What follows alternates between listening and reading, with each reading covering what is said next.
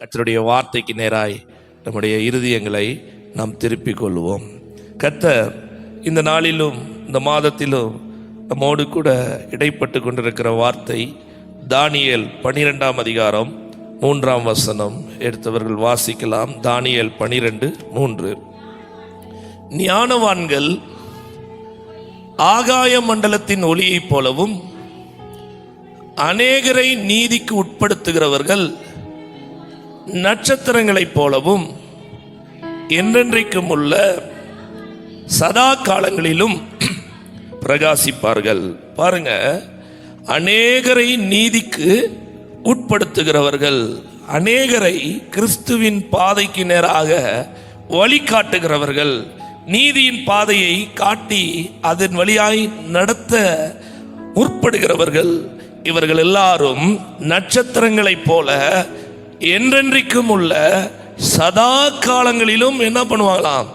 பிரகாசிப்பாகலாம். அப்போ நம்முடைய வாழ்க்கையில நம்ம விசுவாசிகள் ஒவ்வொருவரும் நட்சத்திரங்களை போல என்ன பண்ண வேண்டும்? ஜொலிக்க வேண்டும். நட்சத்திரங்களை போல நம்ம எல்லாரும் என்ன பண்ணணும்? ஜொலிக்க வேண்டும். அப்ப நட்சத்திரத்தை போல ஜொலிக்கணும் அப்படின்றதுக்கு நமக்கு ஆசை இருக்குது. ஆனா நட்சத்திரத்தை போல ஜொலிக்கிறதுக்கு என்ன பண்ணணும் அப்படின்ற காரியத்தை தான் நம்ம தெரியாம வாழ்ந்து கொண்டிருக்கிறோம். அதற்கு ஒப்பனையாக சில காரியங்களை கடந்த சில வாரங்களாய் நாம் பார்த்து கொண்டு வருகிறோம். அதில் சென்ற வாரம் நீங்களும் நானும் தியானித்த ஒரு காரியம் என்னவென்றால், கிறிஸ்து சபைக்கு அவர் தலையாக இருக்கிறார். கிறிஸ்து எப்படி இருக்கிறாரு? தலையா இருக்கிறாரு. கிறிஸ்து தலைதான் மணவாளன். தலைதான் யாரு? மணவாளன். சரீரம் யார் அப்படின்னா, சரீரம் தான் சபை. இந்த சரீரம் சபை, இந்த சரீரம் தான் மணவாட்டி. அப்ப அவர் கணவன், சபை யாரு? மனைவி. அவர் மணவாளன், சபை யாரு? மணவாட்டி. அப்போ இந்த மணவாட்டிக்கு அநேக பணிகள் இருக்கிறது. தலைக்கு அநேக வேலையை என்ன பண்ணணும்? செய்ய வேண்டிய கடமைகள் எல்லாம் இருக்கிறது. அந்த கடமைகள் எல்லாம் செய்கிறதற்கு மணவாட்டி எப்பொழுதுமே எப்படி இருக்கணும்? ஆயத்தமா இருக்கணும். அப்போ மணவாட்டியுடைய முக்கிய பணியில என்ன பணியை நம்ம பார்த்தோம்? ஆத்தும ஆதாயம். ஆத்தும ஆதாயம் பாஸ்டர் தான் பண்ணணும், இல்லை ஊழியத்துக்கு வந்தவங்க தான் பண்ணணும் அப்படின்றது கிடையாது. ஆத்தும ஆதாயத்தை யார் வேண்டுமானாலும் பண்ணலாம். அல்லேலூயா. என்னுடைய தகப்பனார் இதில் கலிச்சால் ஸ்கூலு, இன்னும் நிறைய அந்த ட்ரைபல் ஸ்கூல்லலாம் வேலை செய்யும்போது அந்த இடத்துல மாணவர்களுக்கு எத்தனை பேருக்கு சுவிசேஷம் சொன்னாரோ அந்த சமயத்தில் யாருமே என்ன ஆகலை? ஆண்டவரை ஏற்றுக்கொள்ளவில்லை. கேட்டுக்கிட்டாங்க, அவ்வளோதான். ஆனால் இன்னைக்கு கிட்டத்தட்ட ஒரு 60 பேர் கூடி சபை ஆராதித்து கொண்டிருக்கிறார்கள். அந்த இடத்துல போய் சண்முகம் வாத்தியார் தான் எங்களுக்கு சுவிசேஷம் சொன்னார் முதல்ல. அன்னைக்கு கேட்டோம், இன்னைக்கு ஆண்டவருக்குள்ள வந்துட்டோம் அப்படின்னாங்க. அப்போ விதை என்றைக்கோ ஒரு நாள் போடப்படுகிறது. அது வாத்தியார் வேலையோ, அது பிஸ்னஸோ, அது எந்த வேலையா இருக்கலாம், கட்டட வேலையா இருக்கலாம். ஆனால் நம்ம வேலை என்னன்னா, நம்ம நற்செய்தியை அறிவிக்கிறது. நீ மதம் மாறிடுன்னு சொல்றது கிடையாது. உனக்கு இயேசு நல்லவர், உன்னுடைய பிரச்சனைகளில் இயேசு உனக்கு உதவி செய்ய முடியும், இயேசு உனக்கு சமாதானம் தர முடியும், அவர் ஆண்டவர், அவர்கிட்ட கொஞ்சம் ஜெபம் பண்ணி பாரு, உனக்கு நன்மை செய்வார். இவ்வளோதான். இந்த நல்ல செய்தியை சொல்லுவதற்கு, இயேசுவை பற்றி சொல்லுவதற்கு மணவாட்டியாகிய சபைக்கு மிகவும் பெரிய உத்தரவாதம் இருக்கிறது. அப்போ நம்ம எல்லாருமே என்ன பண்ணணும்? ஆண்டவரை பற்றி நம்ம சொல்லணும். மணவாளன் வரும்போது மணவாட்டி ஆரோக்கியமாக இருக்க வேண்டும். மணவாட்டியின் அளவு பெருக வேண்டும். இப்போ தலையோட அளவு எப்படி இருக்குன்னா, ஒரு தலை இவ்வளோ பெரிய தலை இருக்குன்னு வைங்க, சரீரம் இவ்வளோன்னு இருந்துச்சுன்னா எப்படி இருக்கும்? தலைக்கு மேட்ச் ஆகுமா? மேட்ச் ஆகாது. அப்போ இந்த சரீரம் பெருக வேண்டும் என்றால் இந்த சரீரத்தில் வேலை நடக்கணும். இந்த சரீரத்தில் என்ன நடக்கணும்? வேலை நடக்கணும். அப்போ இந்த வேலை எப்படிப்பட்ட வேலை என்றால் ஆத்தும ஆதாய பணி. ஆத்தும ஆதாயத்தை நீங்களும் நானும் செய்ய முற்பட வேண்டும். அப்படி நம்ம செய்யும் போது என்ன ஆகும் அப்படின்னா, சபையின் மணவாட்டியின் சரீரத்தின் அளவு தலையின் அளவுக்கு ஏற்றவாறு என்ன ஆகும், மேட்ச் ஆகும். மேட்ச் ஆகும்போது கர்த்தராகிய இயேசு கிறிஸ்து இந்த பூமிக்கு வந்து நம்மை அவர் எடுத்துக்கொண்டு அவர் போவார். ஹல்லேலூயா. பாருங்க, அதற்கு அவர் சீக்கிரம் வர வேண்டும் என்றால் நீங்களும் சீக்கிரமாய் அந்த நற்செய்தியை அநேகருக்கு நாம் அறிவிக்க வேண்டும். ஹல்லேலூயா. கிறிஸ்மஸ் வரப்போகுது. கிறிஸ்மஸ் நம்ம கொண்டாடுறது பாருங்க, நம்ம ரொம்ப அழகாக கொண்டாடுவோம். அது முக்கியம் இல்லை, கொண்டாடுறதுல தப்பும் கிடையாது, கொண்டாடலாம். ஆனால் கொண்டாடுறதுல ஒரு நோக்கம் இருக்க வேண்டும். நான் கொண்டாடுகிறேன் என்றால் மற்றவன் திண்டாடக்கூடாது. மற்றவன் திண்டாடும் பொழுது நான் கொண்டாடினால் அதனால் எனக்கு பிரயோஜனம் என்ன? அப்போ திண்டாடுகிற ஜனங்களை, இருளில் இருக்கிற ஜனங்களுக்கு ஆண்டவருடைய நற்செய்தியை நம்ம என்ன பண்ணணும், அறிவிக்க வேண்டும். அப்படி நீங்கள் அறிவித்து விட்டு நீங்கள் வந்துருங்க, அவ்வளோதான். விதையை போட்டுட்டு வந்துருங்க. இயேசு என்ற வார்த்தையை அவருடைய இருதயத்தில் போடும்படியாக நீங்கள் சொல்லிவிட்டு வந்து விடுங்கள், அவ்வளவுதான். மற்ற வேலையை பார்க்கறது ஃபுல்லாக தலை பார்த்துப்பார். ஹல்லேலூயா. நீங்கள் ரொம்ப ரிஸ்க் எடுக்கணும்னு அவசியம் கிடையாது.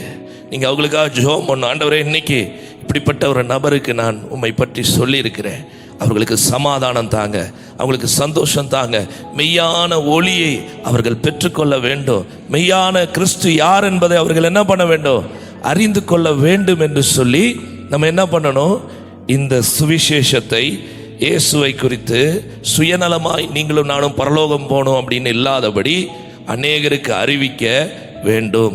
அநேகருக்கு நாம் சொல்ல வேண்டும். கூட வேலை செய்கிறவங்களுக்கு சொல்ல வேணும்.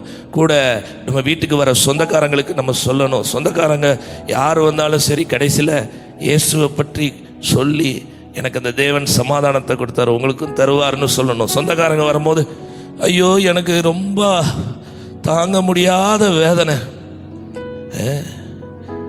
ஒரே குழப்பம், ஒரே இது, வா பூசாரி கிட்ட கூட்டிட்டு போறேன்னுவாங்க.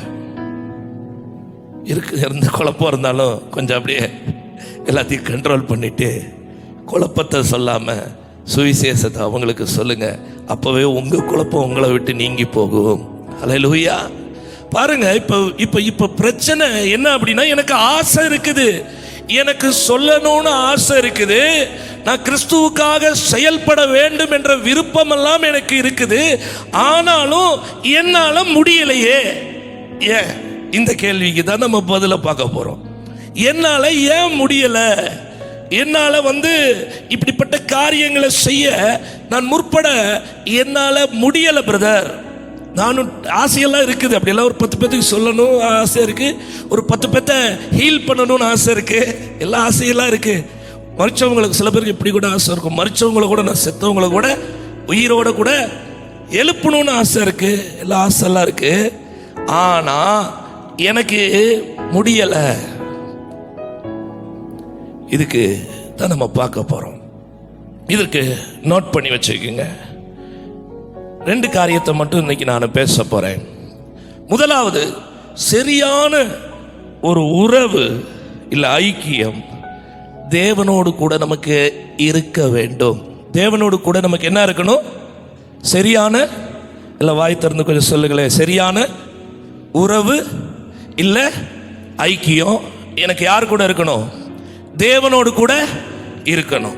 இப்போ இந்த கணவன் மனைவி இருக்காங்க பாத்தீங்களா, இந்த கணவன் மனைவியை வச்சு தேவனோடு கூட இருக்கிற உறவு எப்படி என்பது கற்றுக்கொள்ளலாம்.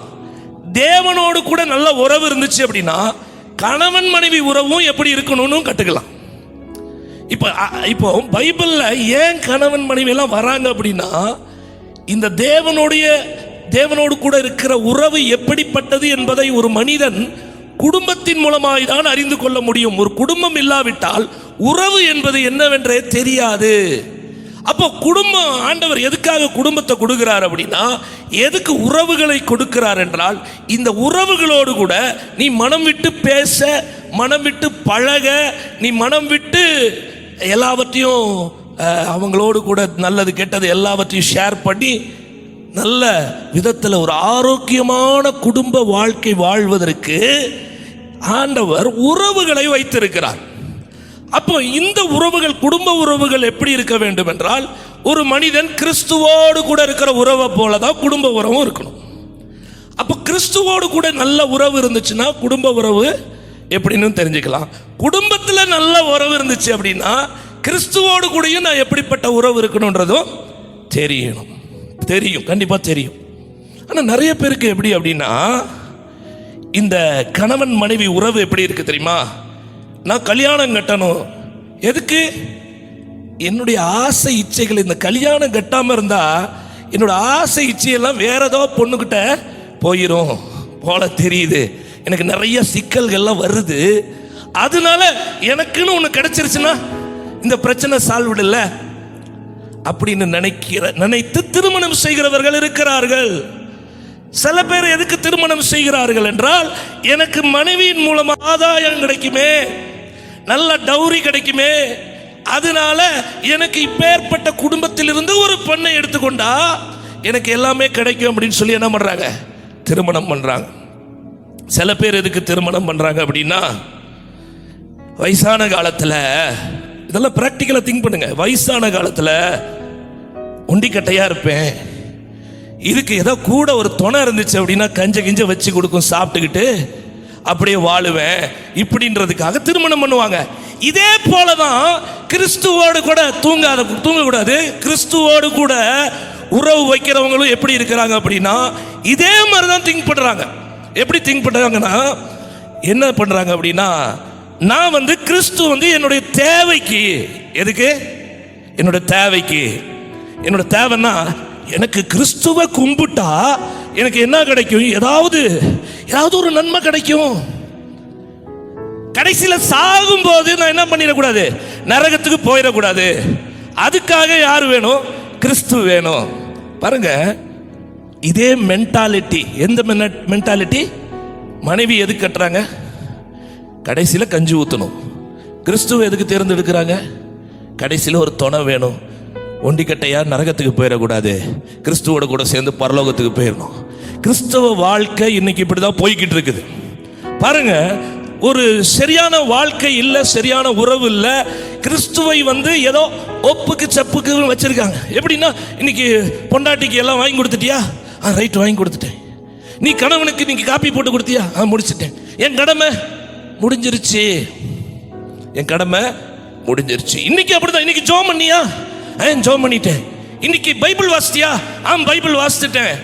இன்னைக்கு யாருக்கோ வச்சு போய் சுவிசேஷம் சொல்லிட்டேன். அப்போ கடமை முடிஞ்சிருச்சு. பாருங்க, கணவன் மனைவி லிங்கையும் பாருங்க, கிறிஸ்துவோடு மணவாளனோடு கூட இருக்கிற உறவையும் பாருங்க, ரெண்டுமே ஒரே மாதிரிதான் இருக்குது. அப்போ இது பேரு உறவு அல்ல, இது ஒரு ஸ்ட்ராங்கான உறவு அல்ல.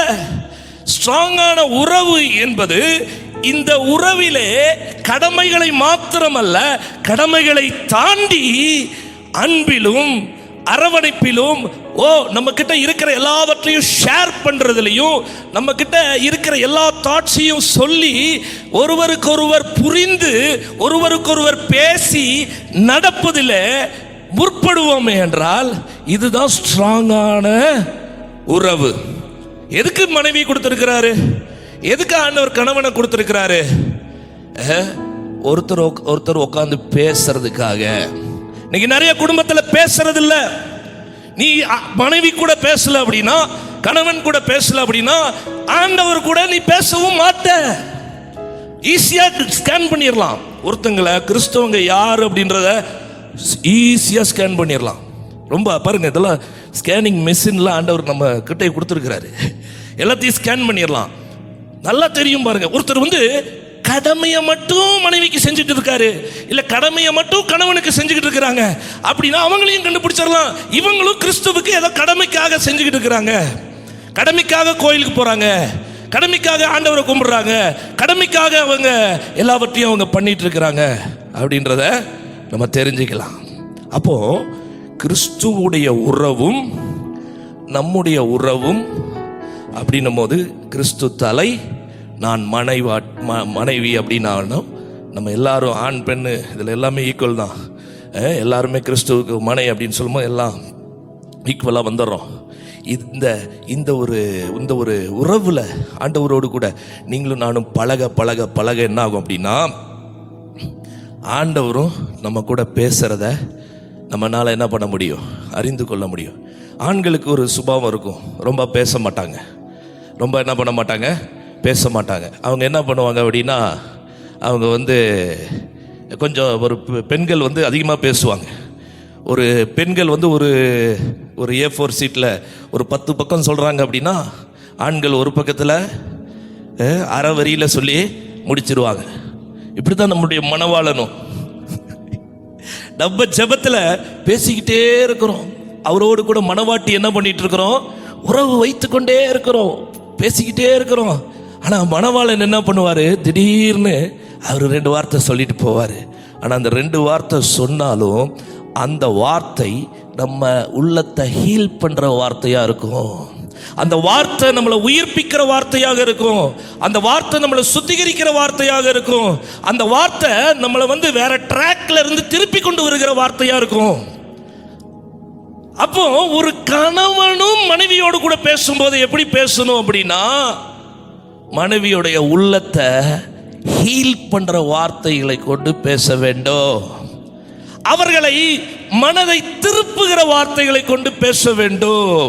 அவர்களுக்கு நல்ல காரியங்களை என்ன பண்ண வேண்டும், சொல்ல வேண்டும். அதுபோல மனைவியும் கணவனை எப்படி நடத்தணும் அப்படின்னா, கிறிஸ்துவோடு கூட உங்களுடைய உறவு எப்படி இருக்கிறதோ அப்படி நடத்த வேண்டும். ஹல்லேலூயா. பாருங்க, பைபிள்ல இப்படிப்பட்ட உறவை ஆண்டவர் வச்சது, கிறிஸ்துவ தலையா வச்சதும் நம்மளை மனையா வச்சதுக்கும் காரணமே என்ன அப்படின்னா, இந்த உறவுகள் எல்லாவற்றையும் கற்றுக் கொடுப்பதற்காக. ஹல்லேலூயா. அப்போ இங்க பாருங்க, கிறிஸ்து கிட்ட போய் எப்படி பேசுவீங்க நீங்க? யோ என்னையா அப்படின்வீங்களா, போடான்னுவீங்களா, வாடான்னுவீங்களா? கிறிஸ்துவ எப்படி பேசுவீங்க? கிறிஸ்துவ அவர் ஆண்டவர் என்ற அந்த மரியாதையோடு கூட பேசுவாங்க. சாராள் ஆபிரகாமை பார்த்து ஆண்டவரே என்ற அந்த மரியாதையோடு கூட பேசினதுனால தான் அவள் விசுவாச பிள்ளைகளுக்கெல்லாம் தாயானவளாய் இருந்தாள். ஆபிரகாம் அந்த ஆண்டவருடைய அப்படியே ஆண்டவருடைய குணாதிசயத்தோடு கூட அவன் மக்களோடு கூட பேசுகிறதுலையும் குடும்பத்தோடு கூட பேசுகிறதுல இருந்ததுனால தான் அவன் விசுவாசிகளுக்கு எல்லாருக்கும் தகப்பனானான். ஹல்லேலூயா. இன்னைக்கு இந்த சபையில் இருக்கிறவங்க, இனி கல்யாணம் கட்டுறவங்க யாரா இருந்தாலும் நான் சொல்றேன், இந்த ஒரு சிந்தையோடு நீங்க கல்யாணம் பண்றீங்கன்னா பண்ணுங்க, இல்லாட்டி விட்டுருங்க. கடைசி வரைக்கும் ஒண்டிக்கட்டையாவே இருந்துக்கலாம். ஏன் தெரியுமா? கிறிஸ்துவுடைய சிந்தனை மிக மிக கிறிஸ்தவனுக்கு முக்கியம். கிறிஸ்துவை உடைய ஒரு சகோதரனுக்கு முக்கியம், கிறிஸ்துவை உடைய ஒரு சகோதரிக்கு முக்கியம். இப்படிப்பட்ட ஒரு உறவு இல்லாதபடி குடும்ப வாழ்க்கையை நம்மளால என்ன பண்ண முடியாது, நடத்தவே முடியாது. யார் குடும்பத்துக்கு பெரிய ப்ரொவைடர் அப்படின்னா தலை தான். ஹல்லேலூயா. தலை ப்ரொவைடரா இருக்கணும், குடும்பத்துக்கு ப்ரொவைடரா இருக்கணும், எல்லாவற்றையும் கொடுக்கிறவராக இருக்கணும். மனைவி கிட்ட இருந்து வாங்குறவரா இல்ல, கணவர் கொடுக்கிறவராக இருக்க வேண்டும். இயேசுவை நாம் அப்படிதான் பார்க்கிறோம். அவர்கிட்ட இருந்து எல்லாவற்றையும் நாம் பெற்றுக் கொள்ளுகிறோம். ஹல்லேலூயா. எல்லாவற்றையும் நாம் வாங்கிக் கொள்ளுகிறோம். அப்போ உறவுன்றது, இப்படிப்பட்ட உறவு இருந்துச்சுன்னா உங்க குடும்ப வாழ்க்கை பரலோகம் மாதிரி இருக்கும்.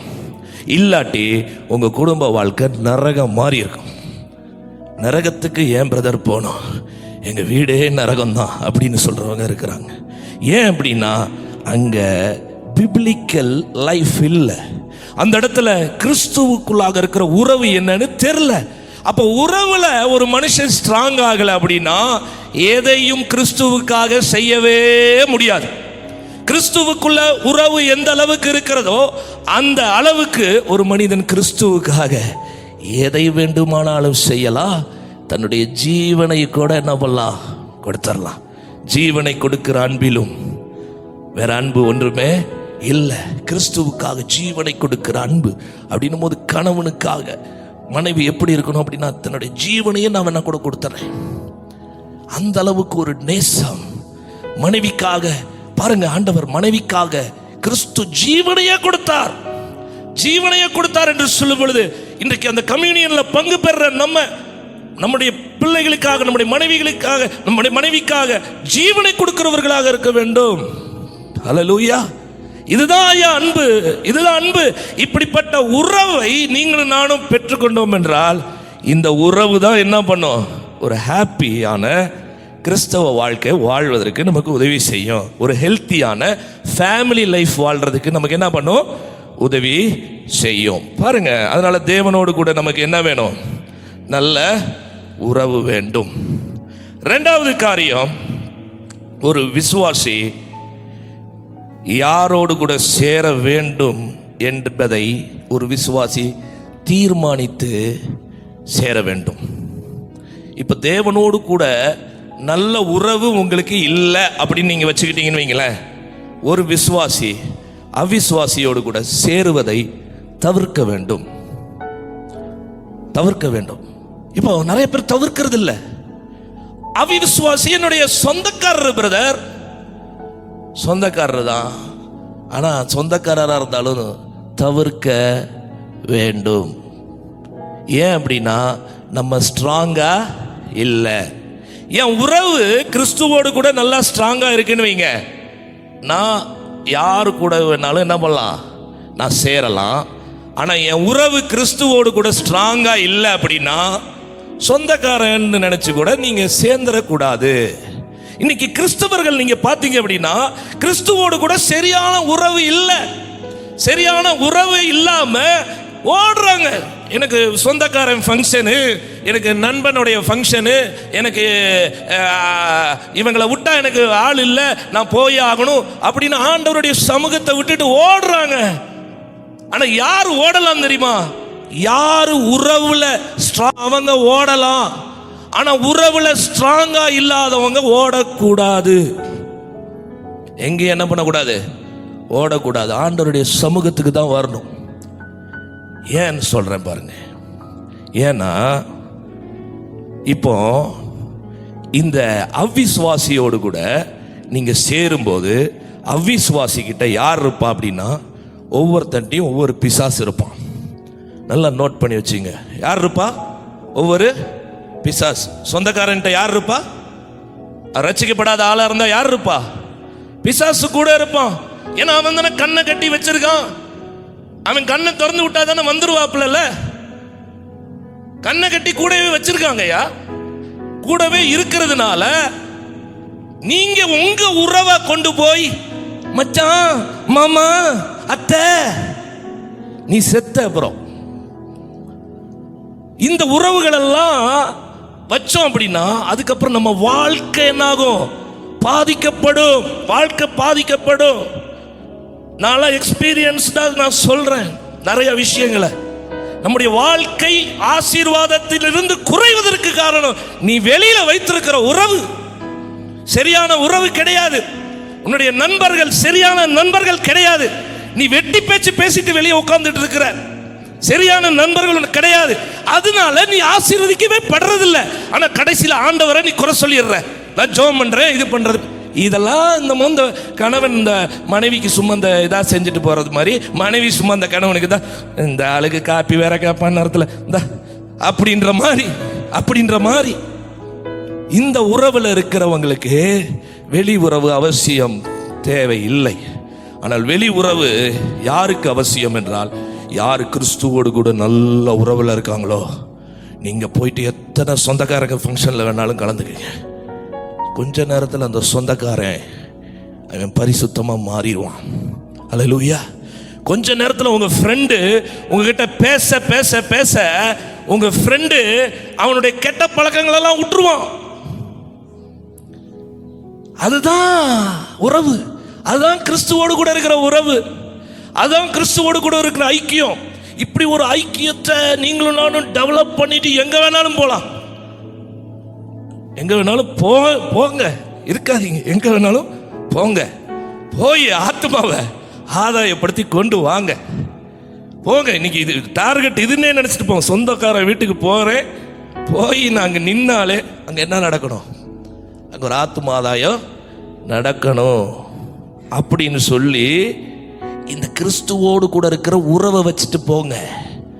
ஆனா இல்லாம ஒரு உறவோடு கூட போனோம் அப்படின்னா நம்ம அவனை காட்டிலும் கெட்டு போயிடுவோம். இதை உங்க லைஃப்ல உங்களால எக்ஸ்பீரியன்ஸ் பண்ண முடியும். நம்ம நண்பன் எப்படி இருப்பான் தெரியுமா? வாடா மச்சான் ஒரே ஒரு கட்டிங்க போடுவோம் அப்படின்னு கூப்பிடுவான். அவன் ஒரு கட்டிங் சாப்பிட்டாலே என்ன ஆயிடுவான் தெரியுமா? அப்படியே ஆட ஆரம்பிச்சிருவான், ஸ்டெடியா நிற்க முடியாது. ஆனா நம்மளும் ஒரு கட்டிங் தான் சாப்பிடுவோம், ஆனா நம்ம ஸ்டெடியா நிற்போம். அவன் ஒரு கோட்டர் அடிச்சாலே என்ன ஆயிடுவான்? பிளாட் ஆயிடுவான். ஆனா நம்ம ஃபுல் அடிச்சாலும் ஸ்டெடியா நிற்போம். யாரு? விசுவாசி ஸ்டெடியா நிற்பாங்க. ஏன் தெரியுமா? நமக்கு பின்னாடி அவனுக்கு பின்னாடி இருக்கிற சாத்தான் அவனை விட ஒரு படி நம்மளை மேலே கொண்டு வந்து நிறுத்திட்டான். இது தெரியாம நம்ம முட்டாள்தனமா நம்ம என்ன பண்றோம்? அவனோடு கூட ஐக்கியத்தை வச்சுக்கிட்டு இருக்கிறோம். சொந்தக்காரன் கிட்ட போவோம். அந்த சொந்தக்காரன் வீட்டுக்கு போனதுல இருந்து என்ன ஆயிரும் அப்படின்னா, உங்களை ஏதோ ஒரு நோய் பற்றி கொண்டு இருக்கும். அவன் நல்லா இருப்பான். சொந்தக்காரன் இல்லாட்டி ஃப்ரெண்ட்ஸ், சில ஃப்ரெண்ட்ஸ் கூட சேருவோம். நல்லா நோட் பண்ணிக்கங்க, இது உங்க வாழ்க்கையில நடந்திருக்கும். நான் இதை ஆவிக்குரிய விதத்தில் நான் உங்களுக்கு சொல்லி கொண்டிருக்கிறேன். உங்க ஃப்ரெண்ட்ஸ் கூட நீங்க சேர்ந்திருப்பீங்க. உங்க ஃப்ரெண்ட்ஸ் லட்சத்துக்கு மேல லட்சம் சம்பாதிச்சுட்டு இருப்பான், நீ லட்சத்துக்கு மேல லட்சம் கடனாளியா இருப்ப, தரித்திரத்துல போய்கிட்டு இருப்ப. அவன் லட்சத்துக்கு மேல லட்சம் ஏறிக்கிட்டே போயிட்டு இருக்கும் அவனோட வாழ்க்கையில. ஏன் தெரியுமா? உன்கிட்ட இருக்கிற தேவனை விட்டுட்டு நீ பிசாசோடு கூட போய் ஐக்கியத்தை வச்சுக்கிட்ட.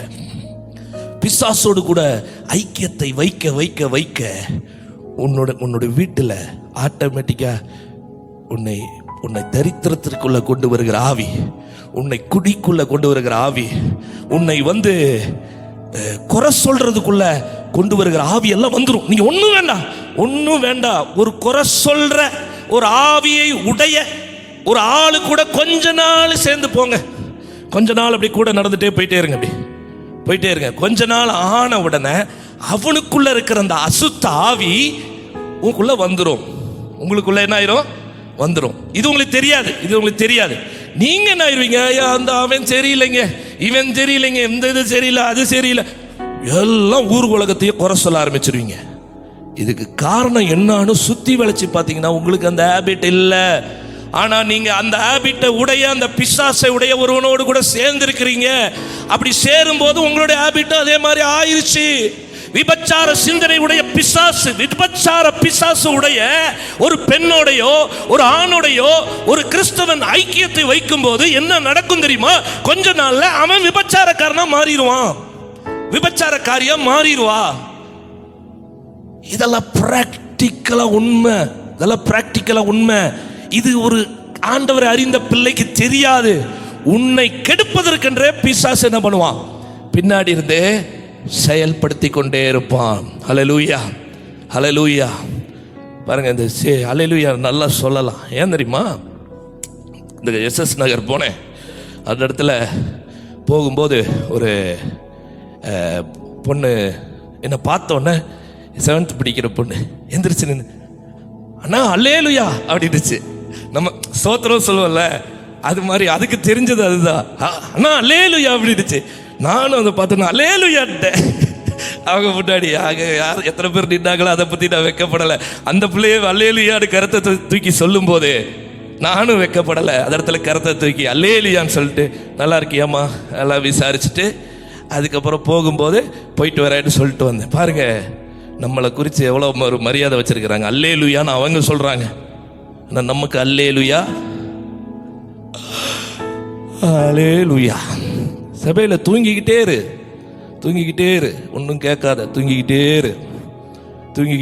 இருந்தா கடைசியில் எங்க? நான் தூங்கிக்கிட்டே இருக்கும்போது நாங்களும் தூக்கிட்டு போய் வச்சுட்டு வந்துடுவோம். சத்தியத்தை கேட்டு கேட்டு கேட்டு கேட்டு சத்தியத்தில் பலப்பட்டு கொண்டே இருக்க வேண்டும். ஒரு ஆமென் சொல்லுங்க பார்க்கலாம். ஹல்லேலூயா, ஹல்லேலூயா. பாருங்க, அப்போ இப்போ இப்போ இப்போ நான் இதெல்லாம் ஒரு கதை மாதிரி சொல்லிட்டு இருக்காரு அப்படின்னு நினைச்சிட்டு, உண்மை இயேசுவோடு கூட இருந்த அந்த பேதுருக்குள்ள ஒரு பிசாசு இருந்தது. எடுத்து வாசித்து பாருங்கள். மத்தேயு 16ஆம் அதிகாரம் 23ஆம் வசனம். அவரோ திரும்பி பேதுருவை பார்த்து, எனக்கு பின்னாக போ சாத்தானே, நீ எனக்கு இடரலாய் இருக்கிறாய்.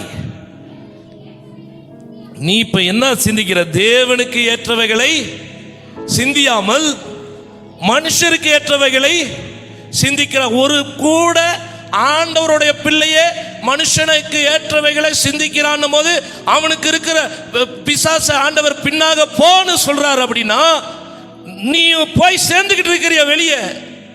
உன் நேரத்தை பூரா சொந்தக்காரனுக்கு செலவு பண்றிய, உன் நேரத்தை பூரா நண்பர்களுக்கு செலவு பண்றிய, உன் நேரத்தை பூரா வேற ஏதாவது உலக மனுஷனுக்கு செலவு பண்றிய. அவனுக்கு தேவனுக்கு ஏற்றவரை சிந்திக்கிறவர்களா அவர்கள்?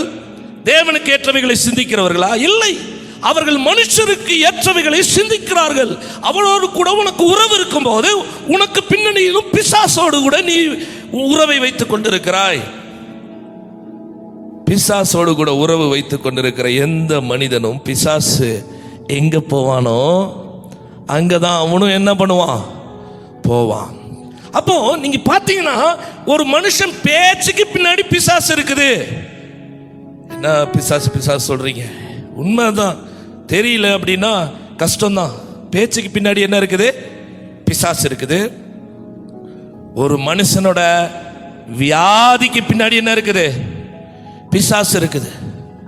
18 வருஷம் கூனியா இருந்தால் இப்படியே அந்த கூனையே நடந்துட்டு இருந்தா நீங்க கொஞ்ச நேரம் நடந்து பாருங்க. கூனி நடக்க முடியாது. எவ்வளவு கஷ்டம் தெரியுமா? அந்த கூனியாய் 18 வருஷம் நடந்திருக்கிறாள். 18 வருஷம் இருந்திருக்கிறாள். அந்த 18 வருஷமும் கூனி பிசாசு அவளுக்குள்ள கூனி பிசாசு இருந்திருக்குது. பைபிள் சொல்லுது. இன்னைக்கு நான் சுருக்கிக்கிறேன், எல்லாமே சுருக்கி நான் சொல்றேன். ஏன்னா நம்ம முக்கியமான அந்த மேட்ருக்கு நம்ம தெரிஞ்சுக்கணும். பாருங்க, அதுக்குள்ள என்ன இருக்குது? கூனி பிசாசு இருக்குது. அப்புறம் ஒருத்தன் பார்த்தா அவன் வந்து தீயும் தண்ணியிலையும் வந்து ஃபிக்ஸ் வியாதின்றாங்க. அவனுக்குள்ள ஃபிக்ஸ் பிசாசு இருக்குது. அப்ப ஒவ்வொரு வியாதிக்கு பின்னாடியும் என்ன இருக்குது? பிசாசு இருக்குது. அதனாலதான் ஒரு விசுவாசி முதல்ல யாரை துரத்தணும் அப்படின்னா பிசாசை துரத்தணும். எல்லாம் சொல்லுங்க, யாரை துரத்தணும்? பிசாசை துரத்தணும். எல்லாரும் சொல்லுங்க, யாரை துரத்தணும்? பிசாசை துரத்தணும். உங்க சொந்த நீங்க ஒரு நல்லா கவனிச்சிங்க. ஒருத்தன் பேசிட்டே இருக்கீங்க, அவங்க எல்லாம் குறையா பேசிட்டு இருக்காருவீங்க. அப்படியே கொஞ்ச நேரம் கேட்டு எனக்கு கொஞ்சம் வேலை இருக்கு, நான் அந்த பக்கம் வரேன்ட்டு இது நோட் பண்ணி வச்சு செய்யுங்க. நீங்க இந்த பக்கம் வரும்போதே இயேசுவின் நாமத்தினால குறை சொல்ற பிசாசு ஓடிப்போயிருன்னு சொல்லிட்டு வந்துருங்க. துரத்துற இயேசுவின் நாமத்தினால. அது உங்க பின்னாடியே வராது. ஒருத்தன் எப்படி அந்த பொண்ணை பத்தியா அப்படி பேசிக்கிட்டே இருக்கானுவீங்க. நல்லா கேட்டுக்கிட்டே இருக்கக்கூடாது. அப்படியா, ரைட்டு இல்லை, நான் கொஞ்சம் வேலை இருக்கு, நான் அப்புறம் வரேன் அப்படின்னு அந்த இடத்த விட்டு கிளம்பிடணும். அந்த இடத்த விட்டு கிளம்பிட்டு இயேசுவின் நாமத்தினால விபச்சார ஆவிய ஓடி போயிரு. இயேசுவின் நாமத்தில் என்கிட்ட வர்றதுக்கு உனக்கு அதிகாரம் இல்லை அப்படின்னு சொல்லி அதை துரத்திடணும். அதை துரத்தணும். பிசாசை துரத்தணும். ஒவ்வொருத்தரும் பிசாசை துரத்துறதுக்காக தான் விசுவாசியா இருக்கும். எத்தனை பேர் ஆமென் சொல்ல முடியும்? ஹல்லேலூயா. அதனாலதான் மார்க் புஸ்தகத்தில் 16ஆம் அதிகாரத்தில் 17ஆம் வசனத்தில் சொல்லும்போது ஆண்டவர் இப்படி சொல்லுகிறார். என்ன சொல்லுகிறார்? விசுவாசிக்கிறவர்களால் நடக்கும் அடையாளங்களாவன என் நாமத்தினாலே பிசாசுகளை துரத்துவார்கள். ஐயோ ஆடும் போது துரத்துறது இல்ல, இப்படி சீக்கிரட்டா பின்னாடி வேலை செஞ்சுட்டு இருக்குல்ல, அப்பவே துரத்திடணும். ஹல்லேலூயா. குடியின் ஆவி ஒரு குடியில ஒரு மனுஷனை அடிமையாக்குதுன்னா அது குடியின் ஆவி. விபச்சாரத்துக்குள்ள ஒரு மனுஷனை அடிமையாக்குதுன்னா அது விபச்சாரத்தின் ஆவி. எத்தனை ஆவிகள் இருக்கிறது எல்லாம் பாருங்க. ஒரு மனுஷன் நல்ல மனுஷன் தான், அவன் கிறிஸ்துவை போல உண்டாக்கப்பட்ட மனுஷன் தான், கடவுளை போல உண்டாக்கப்பட்ட மனுஷன் தான். சிந்தனையில வரும்போதே அவன் உள்ள இறக்குற ஒரு காரியத்தை பண்றது யாரு அப்படின்னா பிசாசு. ஆதாம பார்த்து, ஆதாமு நீ இந்த இப்படி பண்ண அப்படி பண்ணலாம் ஒன்றும் சொல்லல, நீ தேவர்களை போல மாறிடுவீங்க, தேவர்களை போல நீ நல்லா என் கூட சேர்ந்தினா உன்னை நல்ல லெவலுக்கு கொண்டு வந்துடுவேன். இந்த இப்படிலாம் பேசுறதெல்லாம் கேட்டிருப்பீங்க இல்லையா? என் கூட நல்லா இருந்தீங்கன்னா நல்லா இருப்பீங்க. அப்படியா? ஏசு ஏசுன்னு போயிட்டான். இப்பயும் கூப்பிடுறேன், என்னுடைய மருமகளை கூப்பிடுறேன், என் மாமனாரை கூப்பிடுறேன், இல்லை என்னுடைய பிள்ளைய கூப்பிடுறேன், அண்ணனை கூப்பிடுறேன், அக்காவை கூப்பிடுறேன். வந்தா நல்லா இருப்பாங்க. தரித்திரத்தில் கிடக்குறாங்க. வந்துடுறியா? உனக்கு பிஸ்னஸ் தரேன், உனக்கு எது தரேன்? அப்படியே யோசிப்போம். ஏசுகிட்ட இருந்து எனக்கு என்ன கிடைச்சிச்சு? ஒன்றும் கிடைக்கல. சொந்தக்காரங்கிட்ட நல்லா இருக்குது, அவங்கிட்டயே போவோம் அப்படின்னு போனோம்னா பிசாசு கிடைக்கும். என்ன கிடைக்கும்? என்ன கிடைக்கும்? பிசாசு கிடைக்கும். அந்த சுபாவெல்லாம் வந்துடும். அந்த சுபாவம் எல்லாம் நிறைஞ்சிரும். உள்ள எல்லாமே பிசாசின் சுபாவமாய் நிறைஞ்சிரும். நிறைஞ்ச பிறகு அதுக்கப்புறம் நீங்க கஷ்டப்படுவீங்க. உங்க பையனோட போட்டோவோ, உங்க பொண்ணோட போட்டோவோ, இல்லை உங்க அதாவது இந்த மரித்து போனவங்க இருக்காங்க இல்லையா, அவங்கள போட்டோ போட்டு வைக்கிறதுல தப்பு கிடையாது. ஆனா அவங்க கிட்ட போய் பேசாதீங்க. மரித்து போன எங்க அப்பா போட்டோவை பார்த்துக்கிட்டு, அப்பா நீங்கள்லாம் இருந்திருந்தா எனக்கு எவ்வளவு நல்லா இருந்திருக்கும் தெரியுமா அப்படின்னு நான் பேசிட்டு இருந்தேன்னா, அவரு போய் பரலோகத்தில் இருப்பாரு. ஆனா அங்க ஒரு பிசாசு வந்து என்ன பண்ணுவான்? உள்ள என்றாவான். இது ஒரு விசுவாசி தெரிஞ்சு வச்சிருக்கணும். உன்னுடைய ஃபீலிங்ஸ் இருக்கலாம், ஆனா நீ உன்னுடைய ஃபீலிங்ஸ விசுவாசத்துல வை, விசுவாசத்துல கொட்டு.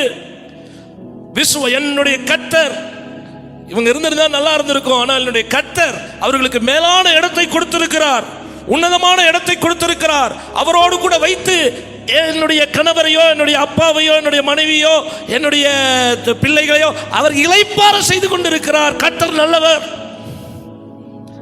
என்னையும் நடத்துங்க, என்னையும் நடத்துங்க அப்படின்றத நம்ம சொல்ல ஒழிய பேச்சுவார்த்தை இருக்கக்கூடாது. பேச்சுவார்த்தை இருக்கக்கூடாது. ஒரு விசுவாசிக்கு பேச்சுவார்த்தை இருந்தா உங்களுக்கு அறியாமலேயே என்ன ஆகும்? உள்ள என்ட்ராயிருப்பான். அப்போ அவன் வந்து எப்படா வழி அப்படின்றது தான் பார்த்துக்கிட்டு இருக்கிறான். ஆனால் நம்ம வழி கொடுக்கவே கூடாது. அவனுக்கு என்ன பண்ணக்கூடாது? வழி கொடுக்கவே கூடாது. அதற்கு பதில் இயேசுவின் நாமத்தினாலே உன்னை துரத்தி கொண்டே இருக்க வேண்டும். எல்லைகளை விட்டு துரத்தி கொண்டே இருக்க. வீட்டுக்குள்ள போகும்போதே, வீட்டுக்குள்ள போய் அப்பாடா ஓ இன்னைக்கு டிவியை பார்ப்போம் அப்படின்னு சொல்லி உட்காந்து டிவியை பார்க்கறதுக்காக வீட்டுக்குள்ள போகக்கூடாது. வீட்டுக்குள்ள போகும்போதே உன்னுடைய வீட்டு வாசல்ல இயேசுவின் ரத்தத்தை சொல்லி இந்த வீட்டுக்குள்ள சமாதானம் உண்டாவதாக என்று வீட்டுக்குள்ள நுழைஞ்சு பாருங்க. இந்த வீட்டுக்குள்ள எந்த கிரியைக்கு இடம் இல்லை, இயேசுவின் ரத்தத்தை தெளிக்கிறேன் என்று சொல்லி நுழைந்து பாருங்க. இதெல்லாம் பிராக்டிக்கலா சொல்லிட்டு இருக்கேன் நான். இப்படி சொல்ற வீட்டுக்குள்ள அவன் நுழையிறதுக்கு அவனுக்கு அதிகாரமே கிடையாது. ஹல்லேலூயா. பாருங்க, அப்ப ஆத்தும ஆதாயம் பண்ணணும் அப்படின்னா என்ன பண்ணணும்? என்ன பண்ணணும்? முதல்ல கிறிஸ்துவோடு கூட நல்ல உறவுல இருக்கணும். ரெண்டாவது, கிறிஸ்துவோடு கூட நல்ல உறவு இல்லாத பட்சத்திலே, தேவையில்லாத உறவுகளிலே நீங்களும் நானும் என்ன பண்ணக்கூடாது? ஐக்கியம் வைக்கக்கூடாது. அப்படி வைக்கும்போது பிசாசு என்ன பண்ணுவான்? நீங்க நல்லா முன்னேறி வரணும்னு நினைப்பீங்க, உங்க முன்னேற்றத்தை என்ன பண்ணிடுவான்? தடுத்திருப்பான்.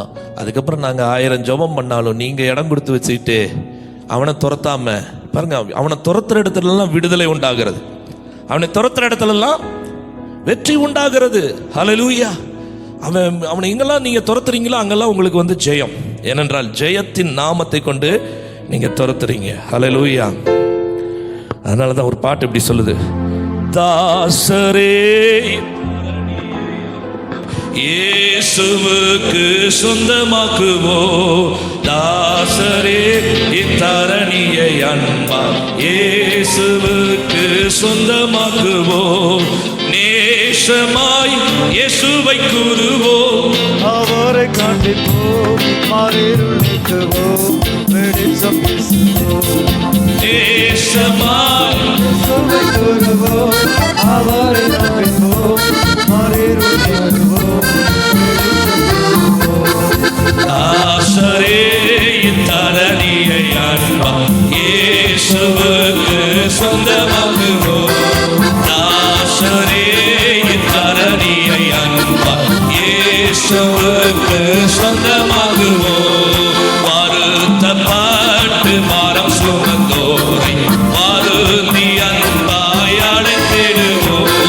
வருத்தப்பட்டு பாரம் சுமந்தோரை வருந்தி அன்பாய் அழைத்திடுவோம். குறித்தாயே அவமானத்தை நமது துக்கத்தை நமது துன்பத்தை சுமந்து தீர்த்தாரே. குறித்தாரே அவமானத்தை நமது துக்கத்தை நமது துன்பத்தை சுமந்து தீர்த்தாரே. நாசரே இத்தரணியை அன்பால் இயேசுவுக்கு சொந்தமாக்குவோம். நாசரே இத்தரணியை அன்பால் இயேசுவுக்கு சொந்தமாக்குவோம். ஹல்லேலூயா. இந்த தரணிய இயேசுவுக்கு நம்ம என்ன பண்ணணும்? சொந்தமாக்கணும். இந்த தரணியில எத்தனையோ பேர் வருத்தப்பட்டு பாரம் சுமந்து கொண்டிருக்கிறார்கள். பசியுற்றோர் இருக்கிறார்கள், பிணியாளிகள் இருக்கிறார்கள்.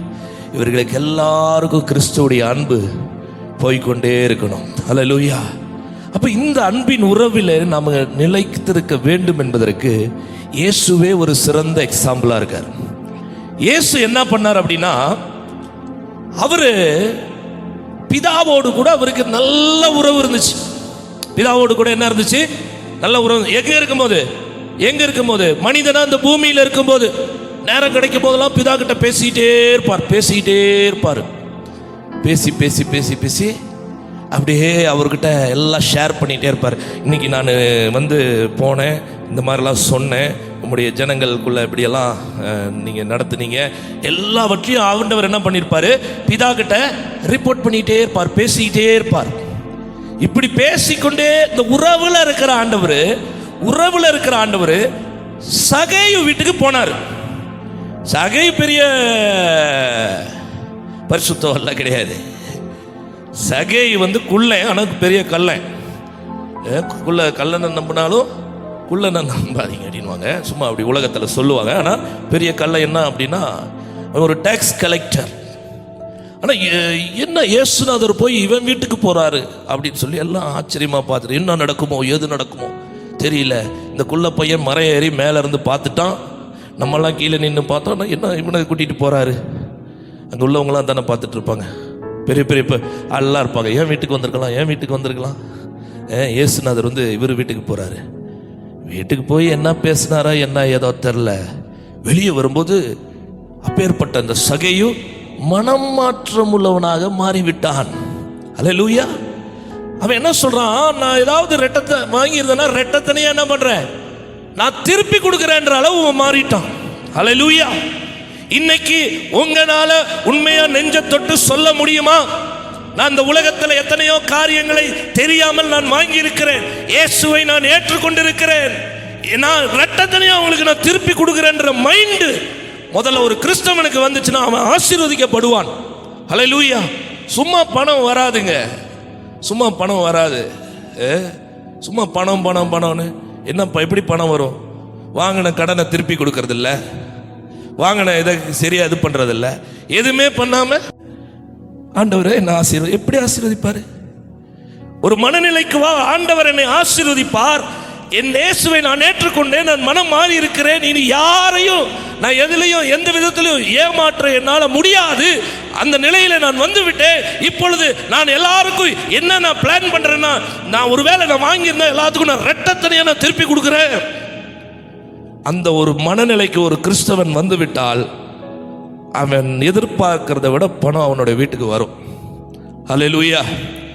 ஒரு அல்லேலூயா வர மாட்டேங்குதே. இப்போ அடுத்த காரியத்துக்கு நம்ம போறோம். நல்ல கவனமா கவனிங்க. சகேயு வீட்டில் அப்படி நடந்துச்சு இல்லையா? இப்போ என்னன்னா அடுத்த 3வது பாயிண்ட், நம்ம தேவனுக்கு அதிகமாக முக்கியத்துவம் கொடுக்க வேண்டும். ஒரு ஆத்தும ஆதாய பணி செய்கிற ஒரு மனிதன் ஒரு ஆசை இருந்துச்சுன்னா, விருப்பம் இருந்துச்சுன்னா, இல்லை நான் ஆசீர்வதிக்கப்படணும் அப்படின்னு நினைச்சா தேவனுக்கு அதிகமான என்ன கொடுக்கணும்?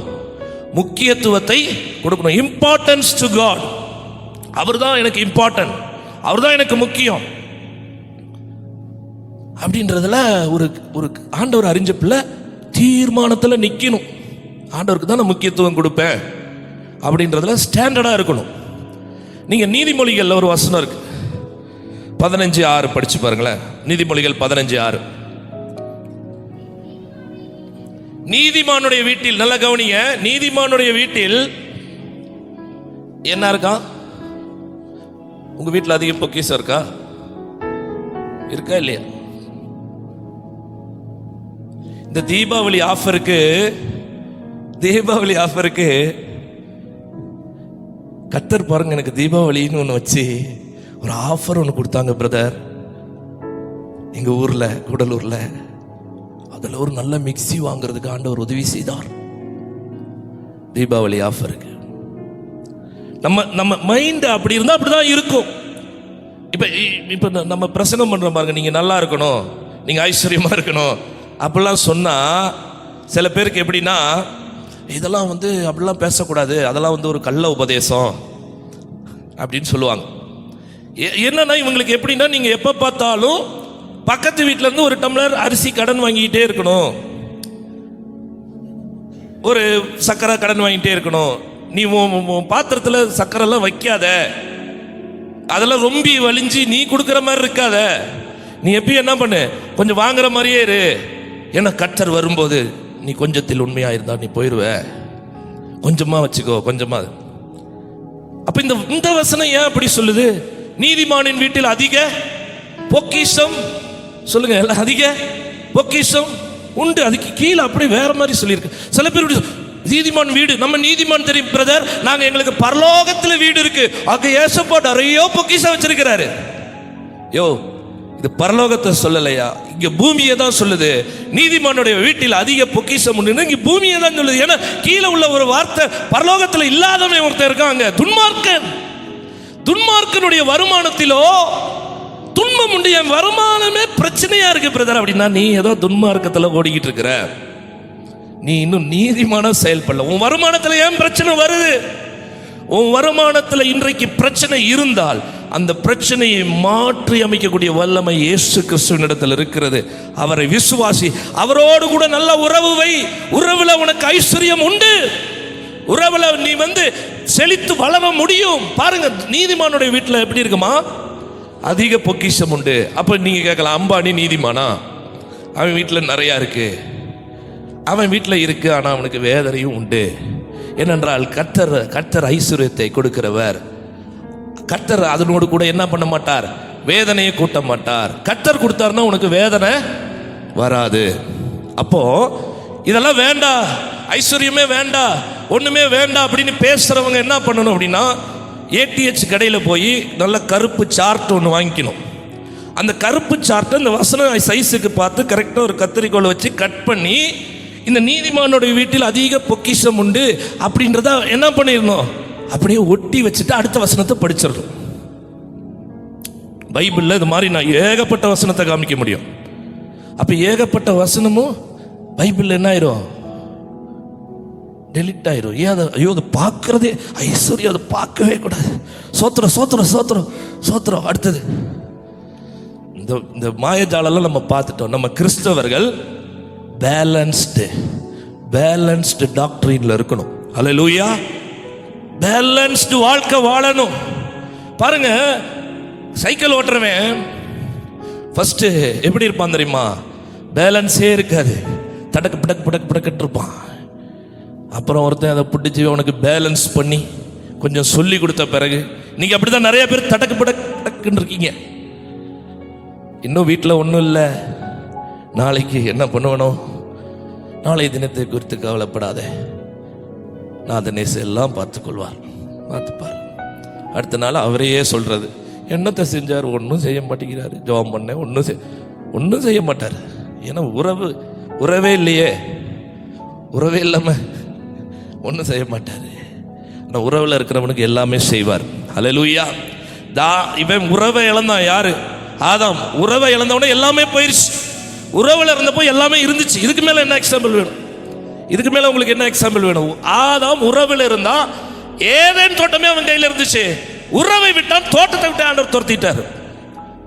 இப்போ உறவு கொஞ்சம் இருந்தா அப்படியே அறகுற வாழ்க்கை தான். ஆனா உறவு நல்லா இருந்துச்சுன்னா நீதிமானுடைய வீட்டில் அதிக பொக்கிஷம் இருக்கும். பேலன்ஸ்டு, நம்ம பேலன்ஸ்டா நம்ம கிறிஸ்தவ லைஃப் வாழணும், பேலன்ஸ்டா வாழணும். அதுதான் பவுல் நமக்கு கற்றுக் கொடுக்கிறார், பேலன்ஸ்டா வாழ்றதுக்கு. ஒரு சைக்கிள் ஓட்டுறமே, அப்புறம் கொஞ்சம் கொஞ்சமா ஆகி கடைசியில ஹேண்டில் பாரே விட்டுட்டு ஓட்டுவோம், அவ்வளவு பேலன்ஸ் வந்துடும். அதுக்கப்புறம் என்ன பண்ணுவோம், இன்னும் கொஞ்சம் பெரிய பேலன்ஸ் எல்லாம் ஆனாலும் சைக்கிள் சீட்டு மேல ஒத்த கால அப்படி வச்சுக்கிட்டு அப்படியே போகும் பாருங்க சைக்கிள். என்ன பேலன்ஸ்? ஆவிக்குரிய வாழ்க்கையில் பேலன்ஸ் வேணும். இந்த வேதத்தில் என்ன வேணும்? பேலன்ஸ் வேணும். நமக்கு பேலன்ஸ்டா வாழ பழகணும். ஒரே இதுல எல்லாம் இது பண்ணிடுறேன் அப்படி கிடையாது. ஆண்டவர் நம்மளை ஆவிக்குரிய விதத்திலையும் ஆசீர்வதிக்கிறவர், பிசிக்கலாவும் ஆசீர்வதிக்க. இப்ப நம்ம இருக்கிறதெல்லாம் எதுல இருக்கிறோம்? பிசிக்கலா இருக்கிறோம். பிசிக்கல்ல இருக்கிறோம்.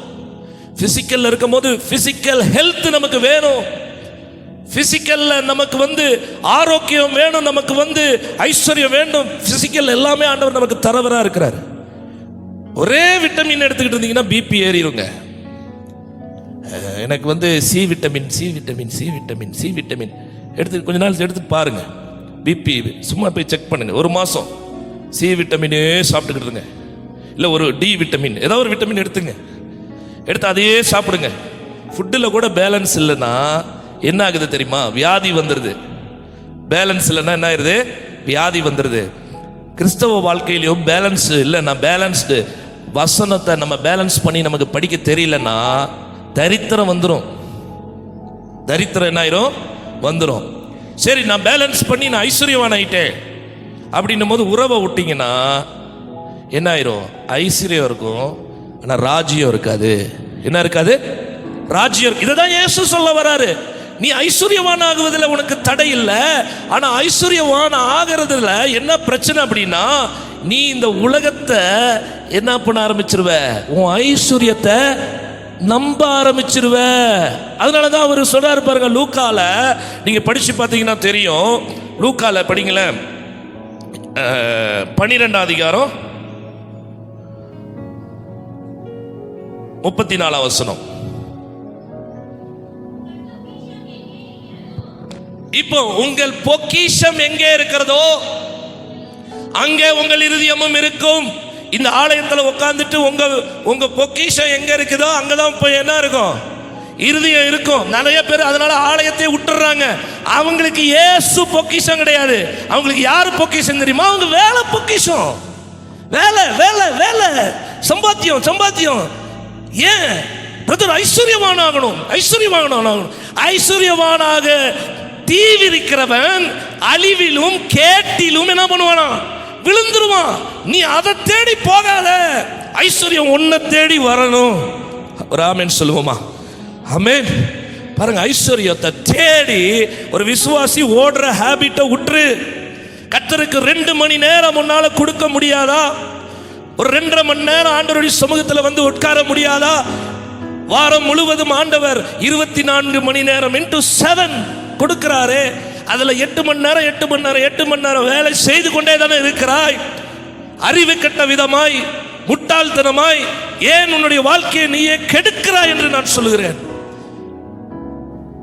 ஆண்டவர் திட்டமா உங்களோட கூட அவர் உங்களை நேசிக்கிறதுனால பேசி கொண்டிருக்கிறார். ஹல்லேலூயா. உனக்கு அதெல்லாம் ஐஸ்வர்யம், அதெல்லாம் உனக்கு பொக்கிஷம். உன்னுடைய பொக்கிஷம் எங்க இருக்கிறதோ அங்க உன்னுடைய இருதயம் இருக்கும். உலகத்திலே வேதத்திலே அழிந்து போகிற பொக்கிஷம் இருக்கிறது, அழியாத பொக்கிஷம் இருக்கிறது. அழியாத பொக்கிஷம் யார் என்றால் அவர்தான் இயேசு. ஹல்லேலூயா. அவர்தான் இயேசு. அவர் அழியாத பொக்கிஷம். எனக்கு எது போனாலும் பரவாயில்ல பிரதர், பணம் நஷ்டமானாலும் பரவாயில்ல, வேலை போனாலும் பரவாயில்ல, எனக்கு இயேசு முக்கியம்னா இயேசு உங்களை என்ன பண்ணுவார்? தூக்கி நிறுத்துவார். ஹல்லேலூயா. சாப்பாடு யார் போடுவா? எலியாக்கு யார் சாப்பாடு போட்டா? ஐக்கியமா இருந்த எலியாக்கு, உறவுல இருந்த எலியாவுக்கு யார் சாப்பாடு போட்டா? எலியாவை கண்டாங்க. எலியாவை கண்டாலே ராஜா வரான். இன்னைக்கு நீங்க நினைச்சு பாருங்க, நம்ம சர்ச்சில் திடீர்னு ஒரு 15 ஆடி காரு அப்படியே வரிசையா வருது. எல்லாம் கோடி ஆடி கார்லாம் கோடி கார். அந்த கோடி கார்லாம் வரிசையா வருது. அதுல இருந்து அப்படியே இறங்கி ஒருத்தர் வராரு, எங்க வீட்டுக்கு வராரு. பாஸ்டர், உங்க பாஸ்டரை பார்க்கணும் அப்படின்ட்டு உங்ககிட்ட கேட்கறாரு. நீங்க பாஸ்டரை பார்க்கணும் அப்படின்ட்டு உங்ககிட்டயே கேட்கறாரு அப்படின்னா நீங்க சொல்லுவோம், ஐயோ பாஸ்டர், நிறைய ஆடி கார்ல எல்லாம் வந்துட்டாங்க, லேப்டாப் அது இதெல்லாம் தூக்கிட்டு அப்படியே பயங்கரமா வந்துகிட்டு இருக்கிறாங்க. என்னமோ கையில நிறைய தங்க மூட்டை, காசு, சுட்கேஸா பணம் எல்லாம் தூக்கிட்டு வராங்க. என்ன பண்றது பாருங்க, நீங்க பார்த்து ஜோம் பண்ணி விடுறீங்களா? நம்ம சர்ச்சை மேல கட்டிடலாமே. நம்ம என்ன அப்படித்தானே போகும், சர்ச்சை என்ன பண்ணிடலாம், வேலை கட்டிடலாமே. பா, நல்ல ஒரு பணக்காரன் வந்துட்டான், இவனுக்கு ஜோம் பண்ணி விட்டு. எலியா என்ன பண்ணான் தெரியுமா? என்ன பண்ணான்? வெளியெல்லாம் வரல. உங்களெல்லாம் அப்படி பண்ணா எப்படி கோச்சிட்டு போயிருவீங்க. அப்படி வெளியவே வரல. வேலைக்காரன்ட்ட சொல்லி, நான் சொல்றத போய் அவனை செய்ய சொல்லு, எல்லாத்தையும் திருப்பி அனுப்பிட்டார். எவ்வளோ கடுப்பு இருந்திருக்கும் பாருங்க. ஒவ்வொரு தடவை முங்கும் போது கடுப்போட முங்கியிருப்பான். சரி மட்டும் ஆகல. இந்த எலியாவை எலி நசுக்கிற மாதிரி நசுக்க அப்படி நினைச்சல.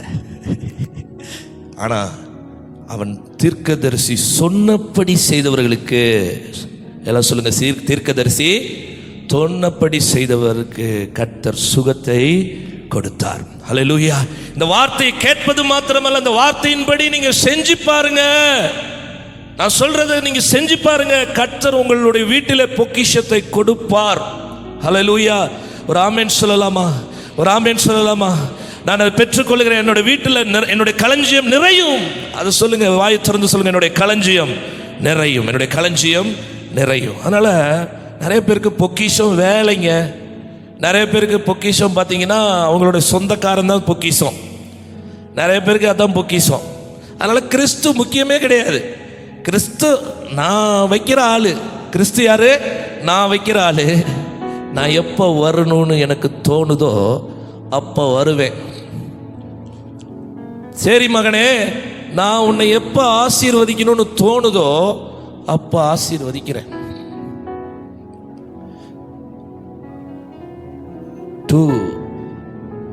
அதாவது இந்த ரகசியம்லாம் தெரியாதனால கிறிஸ்தவ லைஃபை ஏனோ தானோன்னு வாழ்றாங்க. அதனால ஆசீர்வாதத்தை அனுபவிக்க முடியாமல் இருக்கிறாங்க. இன்னைக்கு ஆண்டவருடைய பிள்ளைகள் தான் பெரிய லெவலில் இருக்கணும். ஆனால் ஆண்டவருடைய பிள்ளைகள்லாம் கையேந்தி கொண்டு இருக்கிறோம். இந்த நிலையிலிருந்து கர்த்தர் நம்மை மாற்ற வேண்டும். அவருக்காய், அவருடைய உறவில் நீங்களும் நான் என்ன பண்ண வேண்டும்? நிலைக்க வேண்டும். பாருங்க, அதனால பிலிப்பியர் 12 நம்ம வாசிக்கலாம் பாருங்களேன். பிலிப்பியர் 4ஆம் அதிகாரத்தில் 12ஆம் வசனம் நல்லா கவனிச்சு பாருங்க. 12னா அதுக்கு முன்னாடி இருந்தே வாசிங்க, 11லேருந்து. பிலிப்பியர் 4 பாருங்க. இப்போ எனக்கு ரொம்ப எல்லாம் கம்மியாயிருச்சு, என் பணம் எல்லாம் போயிருச்சு அப்படின்றதுனால நான் இதெல்லாம் சொல்லலை. ஏனெனில் இப்போ ஒரு ஆண்டவரை நம்புற பிள்ளை பணம் பணம் பணம்னு ஓட மாட்டான், ஓடவே மாட்டான். அது மாதிரி இந்த நீங்க பாருங்க, நீங்க சேர்ற ஃப்ரெண்ட்ஸ் உங்களை சுத்தி எங்க கூட்டு போவாங்கன்னா விக்கிரகத்துக்கு தான் கூட்டு போவாங்க. மச்சான் வாடா, அங்கே அப்படியே போகலாம், அந்த பக்கம் அப்படியே அந்த பக்கம் போகலாம், இந்த பக்கம் போகலான்னு கடைசியாக பார்த்தா இங்கே ஒரு கோயிலில் இருப்பீங்க. இங்கே நம்ம அல்லேலூயா இங்கே பாடிக்கிட்டு இருப்போம். அங்கே அங்கே நின்றுக்கிட்டு இருப்பான் நம்மால் பாக்கெட்டில் கையை விட்டுக்கிட்டு. நாடா இங்கே வந்து மாட்டிக்கிட்டோம். ஆவி கூட நடமாடுது பாருங்க. இந்த லைஃப்லாம் விட்டுருங்க, இந்த லைஃப்லாம் விட்டு பாருங்க, எவ்வளோ பிளெஸ்ஸிங்காக இருக்கும் தெரியுமா?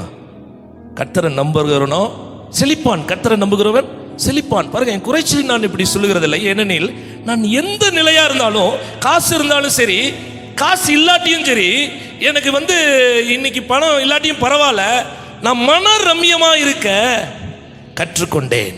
ஹல்லேலூயா. மன ரம்யம், எல்லாம் சொல்லுங்க, என்னது மன ரம்யம்? அடுத்த வசனம் பாருங்க. எனக்கு தாழ்ந்திருக்கவும் தெரியும், வாழ்ந்திருக்கவும் எனக்கு தெரியும்.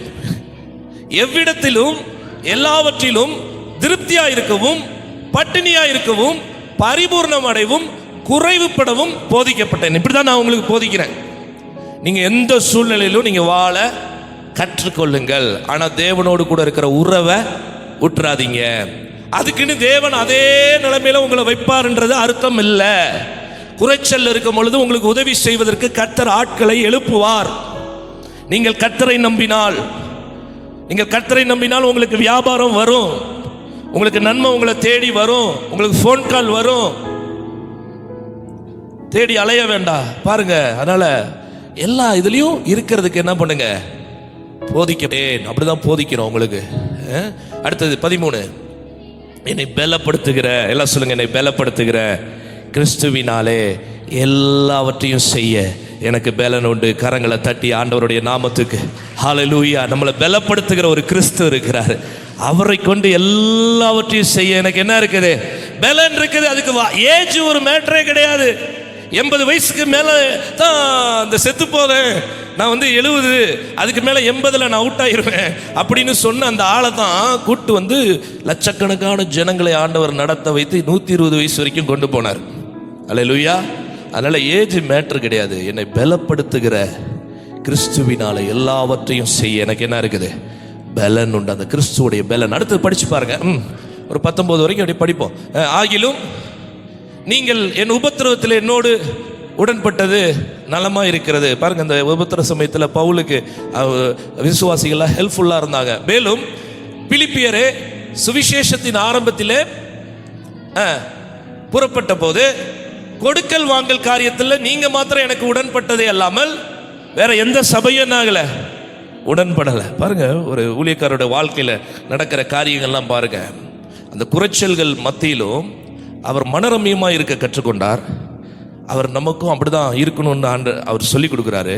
அப்படி சொல்லும்போது அந்த சபையில பாருங்க, வேற யாருமே உதவி செய்யல.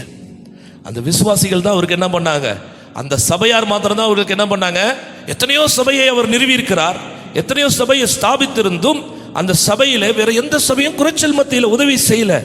ஆனா உதவி செய்கிற குணம் சில சபையார், ஒரு சபையாரிடம் மாத்திரம் தான் இருந்தது. அல்லேலூயா. உதவி செய்கிற குணம் இருக்கிற அந்த சபையாரை கர்த்தர் என்ன பண்றாரு, ஆசீர்வதிக்கிறார். இது ஒரு பெரிய ஒரு எப்படி பிரதர் பணக்காரன் ஆகிறது அப்படின்னா, எவன் நிறைய கொடுக்கிறானோ அவன் தான் பணக்காரன் ஆக முடியும் வேதத்தின் பிரகாரம். அல்லேலூயா. யார் கொடுங்கள் அப்பொழுது உங்களுக்கு கொடுக்கப்படும். கொடுக்காதவங்க அப்படியே அந்த ஒரு 100 ரூபா நோட்டை ரொம்ப நாள் சுருட்டி வச்சு நியூ இயருக்கு மட்டும் அப்படியே அதை எப்படியோ போட்டுடலாம், அது வரைக்கும் இந்த ஆண்டவரே எங்கேயும் தொலையக்கூடாது, எலி போய் கடிச்சிடக்கூடாது, பத்திரமா இருக்கணும் உங்களுடைய காணிக்கை ஆண்டவரே அப்படின்னு வச்சுக்கிட்டு இருக்கிறவங்க கடைசி வரைக்கும் இந்த 100 ரூபாவோடு தான் வாழ்க்கை வாழுவாங்க. சில சமயம் அதை பிடித்து கொண்டே இப்படி கை வைத்து கொண்டே போனாலும் போயிடுவாங்க. சில பேர் அப்படி தான், ஏன் இந்த பக்கம் பாக்கெட் வச்சாங்க அப்படின்னா இங்கே தான் காசு, அது சாகும் போது இப்படி தான் சாவாங்களாம். பாருங்க, அப்போ கொடுக்கும்போது கர்த்தர் என்ன பண்றாரு, கொடுக்கிறார். நேற்றைய தினத்துலலாம் எனக்கு உண்மையா சொல்ல போனா எனக்கு ரொம்ப குறைச்சல் இருந்துச்சு. ஆனால் குறைச்சல் இருக்கிற சமயத்தில் என் கையில் கொஞ்சம் காசு இருந்துச்சு.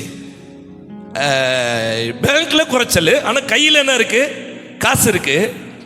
அப்போ எனக்கு ஒரு திங்கிங், நான் கொடுத்தாதான் என்ன பண்ணப்படுவேன், ஆசீர்வதிக்கப்படுவேன் அப்படின்னும் போது இதை கொடுத்துடணும், இருக்கிறதெல்லாம் கொடுத்துடணும் அப்படின்னு ஒருத்தங்க பிளான் பண்ணிக்கிட்டு இருக்கிறாங்க. என்ன பண்ணுறது, எது பண்ணுறது, 10,000 ரூபா செலவாகுமே, யார் எப்படி இதுக்கெல்லாம் சந்திக்கப்படாதா தெரியலையே அப்படின்னு அதில் ஒரு பங்கை நான் கொடுக்குறேன் அப்படின்ட்டு முதல்ல இருக்கிறத என்ன பண்ணிட்டேன், கொடுத்துட்டேன். ஆனால் கர்த்தர் அதை கனம் பண்ணுகிறவராக இருக்கிறார். ஹல்லேலூயா. அப்போ ஏழை எளியவர்களுக்கு கொடுக்கிறது, கர்த்தருக்கு நம்ம கொடுக்கிறது, இதெல்லாம் எதுக்கு அப்படின்னா, இதெல்லாம் ஆண்டவரை நான் விசுவாசிக்கிறேன் என்பதை நாம் காண்பிக்கிறது. விசுவாசம் எந்த லெவல்ல இருக்கோ அந்த லெவல்ல கொடுக்கலாம். ஐயோ எனக்கு ஆண்டவர் நிறைய தருவார் அப்படின்னா நிறைய கொடுக்கலாம், எனக்கு கொஞ்சமாக தான் தருவார் கொஞ்சமாக கொடுக்கலாம். இருக்கிறத பூரா இப்போ இருக்கிறத பூரா போட்டுட்டோம் அப்படின்னா அதுதான் நிறையா ஆண்டவருடைய பார்வையில். ஹல்லேலூயா. நிறையா இதெல்லாம் பிப்ளிக்கல் பிரின்சிபல்ஸ், இதெல்லாம் பிப்ளிக்கல் பிரின்சிபல்ஸ். நம்ம உயர்ந்து வர்றதுக்கு உள்ள ரகசியம். கர்த்தருக்கு கொடுப்பது, சக மனிதர்களுக்கு கொடுப்பது, ஏழை எளியவர்களுக்கு கொடுப்பது. இந்த கொடுக்கிற இதில் நீங்கள் வந்து சும்மா அப்படியே டெஸ்ட் பண்ணி பாருங்கள். உங்கள் வீட்டில் பணம் பற்றாக்குறையே இருக்காது. கர்த்தர் நிரப்பிக்கொண்டே இருப்பார். ஏனென்றால் விசுவாசத்திலே இது எல்லாவற்றையும் என்ன பண்ணுறோம், நம்ம செய்கிறோம். பாருங்க, அடுத்தது, நான் தெசலோனிக்காவில் இருந்தது போதும் என் குறைச்சலை நீக்கும்படி நீங்கள் 2 தூரம் அனுப்பினீர்கள். அடுத்தது, உபகாரத்தை நான் நாடாமல் உங்கள் கணக்குக்கு. இப்போ அவர் எப்படி சொல்றாரு பாருங்க, இப்பெல்லாம் இப்படி கிடைக்குதே, இந்த உபகாரத்தையே நான் நாடிட்டு இருக்காம உங்க கணக்குக்கு என்ன பெருகணும், பலன் பெருகும்படி நாடுகிறேன். ஹல்லேலூயா. நீங்க கர்த்தருக்கென்று எது செய்தாலும் உங்க வாழ்க்கையில பலன் என்ன ஆகணும், பெருகணும். அதை நான் நாடுறேன்னு சொல்லி அதுக்கப்புறம் தான் என்ன சொல்றாரு பாருங்க, எல்லாம் எனக்கு கிடைத்தது, பரிபூர்ணமும் உண்டாயிருக்கிறது, உங்களால் அனுப்ப உகந்த வாசனையாவும் தேவனுக்கு பிரியமான உகந்த பலியாவும் எப்பிரோத்துவின் கையில் வர பற்றி கொண்டபடியால் நான் திருப்தி அடைந்திருக்கிறேன். ஃபுல்லா திருப்தியா இருக்கிறேன். அடுத்தது சொல்றாரு, யாருக்கு இது சொன்னார் தெரியுமா, கொடுத்தவங்களுக்கு. பொக்கிஷம் எங்க இருக்கிறதோ அங்கே உங்கள் இருதயமும் இருக்கும். இயேசு பொக்கிஷமா இருந்தா பணம் பெரிய பொக்கிஷமா தெரியாது, நம்முடைய சொத்து பெரிய பொக்கிஷமா தெரியாது. அப்போ இந்த கொடுத்த ஆட்களை எப்படி ஆசீர்வதிக்கிறார்னா, என் தேவன் தம்முடைய ஐஸ்வரியத்தின்படி உங்கள் குறைவுகளை எல்லாம் கிறிஸ்து இயேசுவுக்குள் மகிமையில் நிறைவாக்குவார். கரங்களை தட்டி ஆண்டவருக்கு ஸ்தோத்திரம் செலுத்தலாம். ஹல்லேலூயா. இன்னைக்கு நான் உங்களை அப்படிதான் ஆசீர்வதிக்கிறேன். என் தேவன் தம்முடைய ஐஸ்வரியத்தின்படி உங்கள் குறைவுகளை எல்லாம் கிறிஸ்து இயேசுவுக்குள் மகிமையிலே அவர் நிறைவாக்குவார். ஆனா இந்த வசனத்தை நம்ம கொடுக்காதவங்களாம் எடுத்துக்கிட்டு வாக்குத்தத்தம் இந்த வருஷம் கொடுத்தாங்க. எனக்கு கார்டு வந்துச்சு, என் தேவன் தம்முடைய ஐஸ்வரியத்தின்படி. ஆனா எங்க வந்து சொல்றாரு பாருங்க, நல்ல திருப்தி அடைந்து மனரமியத்தில் இருக்கும்போது அவர் அந்த குறைச்சல்கள் மத்தியில் அந்த காரியங்கள் எல்லாம் பார்த்து அவர்களை ஆசீர்வதிக்கும் போது, என் தேவன் தம்முடைய ஐஸ்வரியத்தின்படி உங்களுக்கு, அவருடைய ஐஸ்வரியத்தின்படி, ஏன் ஐஸ்வரியத்தின்படி அல்ல, அம்பானி ஐஸ்வரியத்தின்படி அல்ல, இல்லை வந்து இந்த உலகத்தில் இருக்காங்களே பெரிய பெரிய ஆட்கள் அவங்களுடைய ஐஸ்வரியத்தின்படி அல்ல, இயேசு கிறிஸ்துவின் ஐஸ்வரியத்தின்படி உங்களை அவர் ஆசீர்வதிக்க அவர் போதுமானவராக இருக்கிறார். ஹல்லேலூயா, ஹல்லேலூயா. பாருங்க, அதனால இந்த ஆண்டவரோடு கூட இருக்கிற அந்த உறவு நம்மளை ஆத்துமா ஆதாயத்துக்கு நேராக நம்மளை கொண்டு போயிடுது. இப்போ நம்ம அந்த உறவில் என்ன பண்ணிடுறோம், ஆத்துமாவுக்குள்ள நம்ம ஆதாயம் பண்ண ஆரம்பிச்சிடும். உறவு பெருக பெருக இதுவும் ரொம்ப பெருக ஆரம்பிச்சிருது. நமக்கு எல்லாம் ஈஸியாக போயிருது. இந்த பணி ரொம்ப கஷ்டம் கிடையாது. யாருக்கு கஷ்டம்னா, உறவு இல்லாமல் ரொம்ப எப்படியாவது இந்த கூனியை சரி பண்ணுறதுக்கு ஒரு 18 நாளாவது உபவாசம் இருக்கணும். அதாவது நான் இப்படி யோசனை பண்ணி எனக்கு ஆண்டவர் ஒரு தாட் கொடுத்தாரு. இந்த பழைய ஏற்பாட்டு ஆட்கள்லாம் எப்படி தெரியுமா, அவங்களாம் இந்த பழைய வண்டி மாதிரி, எது இந்த பழைய ஜீப்பு, பழைய இதெல்லாம் பார்த்தீங்க, வேன்லாம் மெட்டாடோர்லாம் அப்படியே ஸ்டார்ட் பண்ணால் பழைய வண்டியெல்லாம் நீங்கள் பார்த்தீங்கன்னா அப்படி தான் இருக்கும். ஜீப்பெல்லாம் சோதரம் சோதரம் சோதரம் சோதரம் சோதரம் சோதரம் சோதரம் சோதரம் அப்படியே போய்கிட்டு இருக்கோம். ஆனால் இயேசு கிறிஸ்து எப்படின்னா புது வண்டி மாதிரி. இப்போ புது வண்டியெல்லாம் பார்த்தீங்கன்னா ஒருத்தர் நீ கொடுத்தேன், அவர் கொஞ்சம் பழைய வண்டி ஓட்டினவர், திடீர்னு புது வண்டியை ஓட்டும் போது ஸ்டார்ட் பண்ணார். ஸ்டார்ட் பண்ண உடனே ஸ்டார்ட் ஆயிடுச்சு, அவருக்கே தெரில. 2வது கீயை போட்டு அமுக்கிறாரு, திருப்புறாரு. எங்க ஸ்டார்ட்ல தான் இருக்குதா, சத்தமே இல்லை. ஆமாயா, புது வண்டியில் என்ன இருக்காது, சத்தமே இருக்காது. இயேசு கிறிஸ்து புது வண்டி, அவரு பெருசா சத்தம்லாம் இருக்காது. நம்மளா இருந்தா ஆண்டவர் இந்த நோயை நீக்கி எடுத்து போட்டு ஓட்டுருவா. இயேசு பல போ சாத்தானே, போ வீட்டுக்கு போ, அங்கே போய் பருவம் வேலைக்காரன் சொஸ்தமாக இருப்பான். விசுவாசிக்கிறியா? ஓகே, இன்னைக்கு அற்புதம். இப்படி புது வண்டி சுருக்கமாக முடிச்சுட்டு போயிடுறாரு. இல்லை, ஆண்டவர் நம்மளை வந்து புதிய உடன்படிக்கையில் நம்மை மீட்டெடுத்திருக்கிறார் என்றால், புதிய ரசமாய் உங்களை அநேகருக்கு இன்பமாய் சத்தமே இல்லாமல் வேலையை முடிச்சுட்டு வர்றதுக்காக ஆண்டவர் வைத்திருக்கிறார். அல்லேலூயா. நல்லா ஜோம் பண்ணி ஆண்டவரோடு கூட உறவு வச்சு போங்க சொந்தக்காரங்க வீட்டுக்கு போய் உட்காந்து அங்கேயும் ஒரு ரூமில் உட்காந்து திட்டி தூங்குறதுக்கு தனி ரூமை ஒன்று பிடிச்சி அப்படி ஜோம் பண்ணிக்கிட்டு இருங்க. நீங்கள் ஜோம் பண்ண அந்த வீட்டில் இருக்கிற அசுத்தாவி எல்லாம் ஓடிடும். உங்கள் நண்பர் கையை பிடிச்சி நடங்க.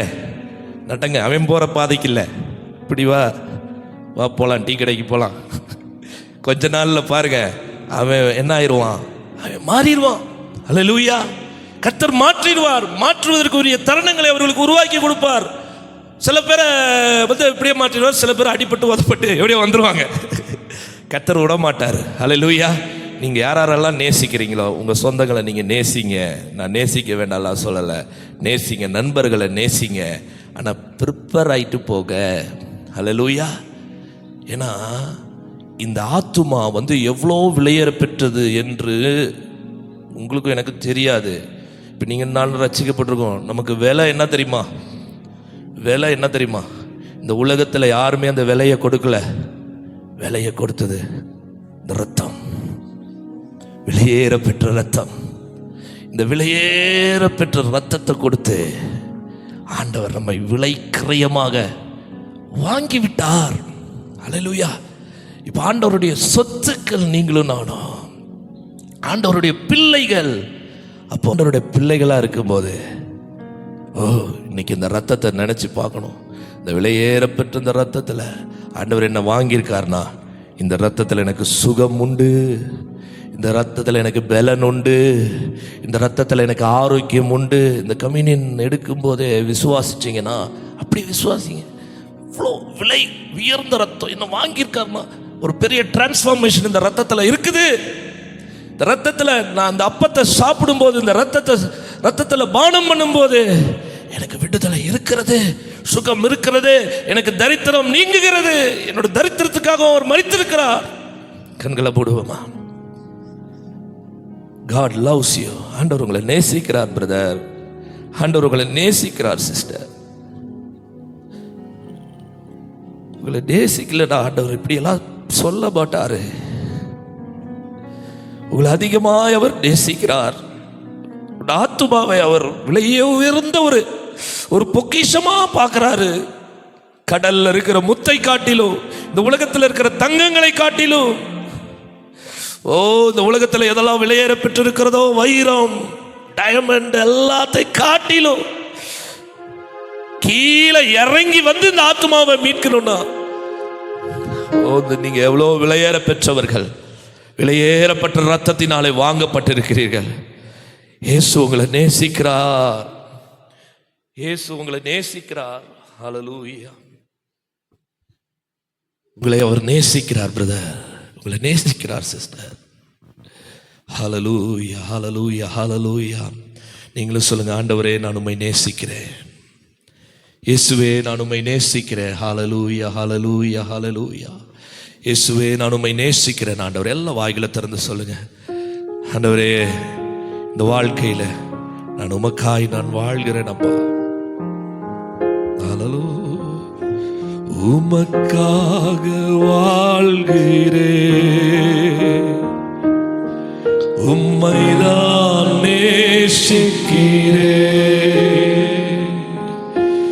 உமக்காக தான் வாழ்கிறேன். ஹல்லேலூயா. உம்மைதான் நேசிக்கிறேன், பலியாக என்னை மீட்டீரே, பலியாக என்னை மீட்டீரே. அதை நான் மறப்பேனோ, அதை நான் அதுல மறக்கல ஆண்டவர். மறக்காதனால தான் இன்னைக்கு நாங்க கம்யூனியனுக்கு ஓடி வந்திருக்கிறோம்ப்பா. உம்முடைய ரத்தத்துல எனக்கு பங்கு இருக்குதுன்றதுக்காக ஓடி வந்திருக்கிறோம்ப்பா. உம்முடைய சரீரத்துல எங்களுக்கு பங்கு இருக்கிறதுக்காக ஓடி வந்திருக்கிறோம்ப்பா. உங்களை நாங்க மறக்கலப்பா. இயேசுவே நாங்கள் உங்களை மறக்கல. நீங்க எங்களுக்கு செஞ்ச புண்ணியத்தை மறக்கல. யூதர்கள் மட்டும்தான் யெகோவா தேவன் சொல்லிட்டு இருந்தாங்க. எங்களெல்லாம் தூரம் வச்சு பார்த்தாங்கப்பா. ஆனா எங்களையும் நீங்க மீட்கிறதுக்காக இயேசுவே நீங்க வந்தீங்களே. எங்களையும் விலை கொடுத்து, நாங்களாம் ஒரு காலத்துல எங்க பாட்டை முப்பாட்டை எல்லாம் விக்கிர ஆராதனைக்காரங்கப்பா. தூரம், பாளையத்துக்கு தூரமா இருந்தவங்கப்பா. சகதியிலையும் பாவ குழியிலையும் இருந்தவங்கப்பா. எங்களை மீட்கிறதுக்காக ஏசப்பா நீங்க வந்தீங்களே. விலையேறப்பட்ட ரத்தத்தை சிந்தினீங்களே. நாங்க அவ்வளவு வருத்தம் ஆண்டவரே. நாங்க நீங்க விலை கொடுத்து வாங்குற அளவுக்கு நாங்க என்ன வருத்தம். நாங்க இந்த பூமியில ஏதோ இந்த புல்லு இந்த பூவெல்லாம் பூத்து அப்படியே கொஞ்ச நாள் இருந்து அப்படியே அழிஞ்சு போற மாதிரி நாங்களும் போயிருப்போமே. ஆனா எங்களை நீ அப்படி உடலையே. ஏன் ஆண்டவரே எங்க மேல நீங்க அவ்வளவு அன்பு வச்சீங்க? ஏன் ஆண்டவரே அன்பு வைக்கிறதுக்காக நீங்க இறங்கி வரணுமா? கடவுள் இறங்கி வரணுமா? மகனே மகளே, எனக்கு ஒன்றும் சொல்ல தெரியல. நான் உன்னை நேசிக்கிறேன். உன்னை நான் நேசிக்கிறேன். உனக்காக நான் ஒரு திட்டத்தை வைத்திருக்கிறேன். என் திட்டத்துக்குள்ள நீ வா. உன்னை உயர்ந்த இடங்களுக்கு நான் கொண்டு போகிறேன். உன்னை உயர்ந்த ஸ்தானங்களில் நான் வைக்கிறேன். உனக்காக நான் என்ன வேண்டுமானாலும் செய்ய நான் இருக்கிறேன். மகனே, நீ கலங்காதே, நீ திகையாதே. நான் உன் தேவன். உன் பட்சத்தில், உன் பக்கத்தில் 1000 பேரும், உன் வலது புறத்தில் 10,000 பேர் விழுந்தாலும் அது உன்னை அணுகாது. நீ இதை பார்த்து துன்மார்க்கருக்கு வரும் பலனை காண்பாய். மகனே, உன்னை நான் நேசிக்கிறேன். ஆண்டவர்கிட்ட சொல்லுங்க, ஏசப்பா, we love you Lord Jesus. உம்மை நாங்க நேசிக்கிறோம் ராஜா. ஹalleluya. Hallelujah. Oh Jesus, கம்யூனியன் கொடுக்கிறவங்க முன்பதாக வாங்க. நம்ம ஜெபம் ஆண்டவருடைய பிள்ளைகளாகிய நம்ம எல்லாம் இன்னைக்கு நம்ம நினைச்சு பார்க்கிறோம். நம்ம நினைத்து பார்க்கிறோம். ரொம்ப முக்கியமான தருணம் இது. ரொம்ப முக்கியமான வேலையில வந்திருக்கிறோம். நினைத்து பார்க்கிற வேலை. நிதானி